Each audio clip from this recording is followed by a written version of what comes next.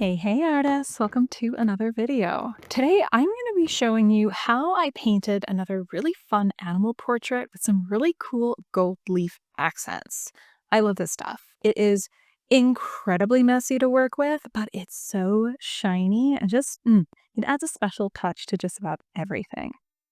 So I started off with a blank canvas here and I was really excited about this project. So I knew I didn't want to waste too much time. So I actually created this soft blurred background with acrylics because I knew I wanted to go with a sort of grungy, drippy look, and that would have just taken forever with oils to dry. So I do keep a small stash of acrylics for this exact purpose, and it works super well.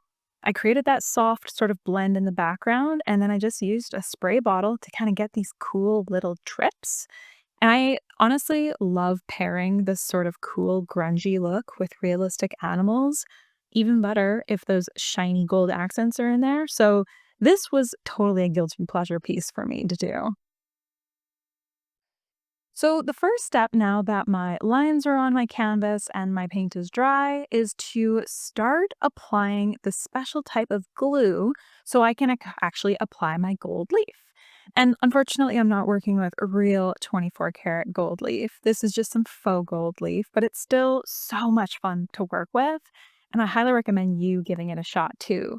So basically, I'm just using a small brush and I'm giving a sort of geometric pattern in the background with a special type of glue meant for this stuff. And then once it's dry, I'm just pouring a little bit of these sort of loose flakes that I've been collecting for a few years. I collect this stuff because A, it's so pretty and I don't like to waste. And I wanted to test to see what kind of effect I could get with these loose pieces compared to just laying down whole sheets. And you definitely get a little bit more of like a distressed look rather than having, maximum shininess. But I really love this. And plus, I don't like wasting anything, so it's satisfying to be able to use these little scraps that I've been collecting over the years. So now I'm just making sure that all of that gold leaf is stuck to the glue with a nice soft brush, and now a sec to bask in that shiny gold leaf. I love this stuff. It's so much fun. All right, so let's start the actual painting process. Although my base was done with acrylics with that gold leaf on top, I'm going in with oils because it's just what I do. It's what I love painting with. So like usual, I'm starting off by going in and kind of mapping out the darkest parts of my painting first. I love doing this because it creates a sort of map for you to work from. And if you're going in with those darkest darks right off the get-go, you're not going to have as many contrast issues down the road. And then from there, I'm just starting to layer in some of my underpainting here. I'm using a lot of nice warm browns because I have that sort of like cool, creamy gray in the background. And I was just absolutely loving those warm golden tones from this golden eagle.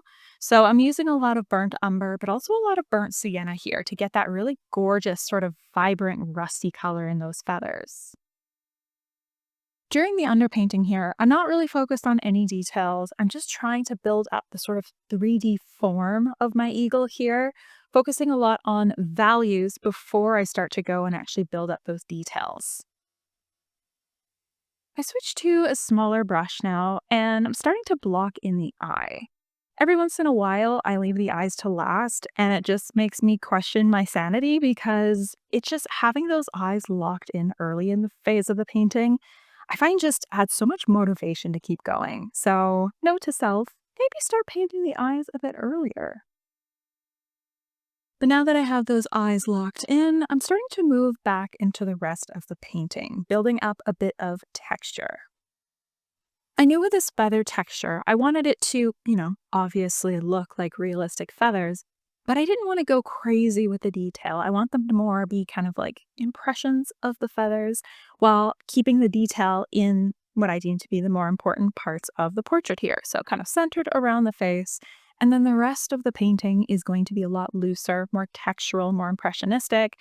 So I'm using my brush to my advantage here and using some stronger brush strokes, pressing my brush down a little bit more to give it a little bit more texture. So now that I have my underpainting mostly in place, I'm going to start to build up a bit more of that texture and detail in the feathers. I'm using the sort of knife side edge of these filbert brushes. So rather than the broad side, I'm turning the brush and using that skinnier side to build up some of that feather texture.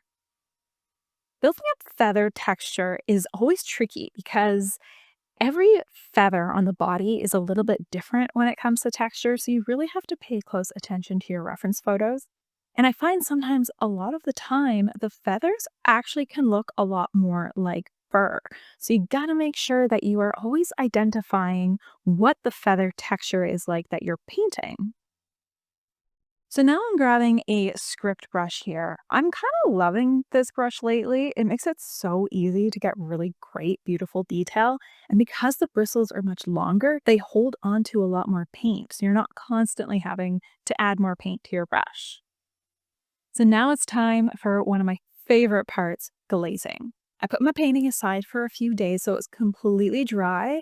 And now I'm going to go ahead and do a bunch of washes with this transparent paint pigments in order to really boost the color. So here I knew I wanted to have a lot more of that like sort of really warm, rusty color in those feathers.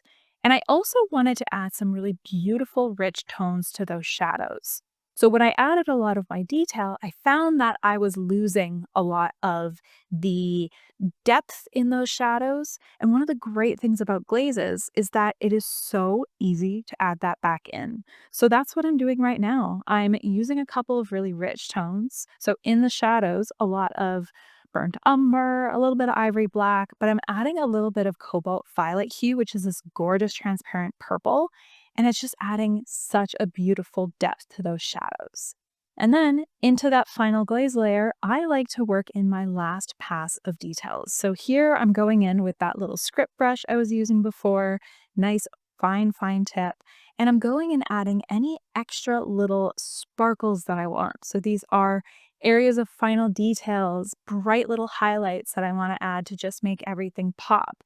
So I'm doing one more final pass into that wet glaze layer. I know it's going to be a little more muted, but I find that really helps to have a more natural look. But yeah, I'm just kind of going over my painting one last time here and adding all of that beautiful detail and drama that I want to add to the finished piece. It's usually at this stage in the painting where I have to remind myself that less can be oftentimes more when it comes to painting because it could be so easy to get swept up in just hyper detailing everything. But I do love to let my paintings breathe and focus detail on those most important parts, usually the eyes, and then let the rest breathe. But sometimes I need that reminder because detailing can be so much fun. And like I said, it's very easy to get swept up into it. All right, last brush strokes are done, and now it's time for the final shiny reveal. I love the way this turned out. I think that sort of creamy gray background with that really cool texture from all those drips in the paint goes so well with the nice, crisp, shiny gold leaf, and then all that gorgeous detail in these feathers. I love the way this looks, and I hope you enjoyed watching it come to life. Thank you so much for watching, and I will see you in the next video.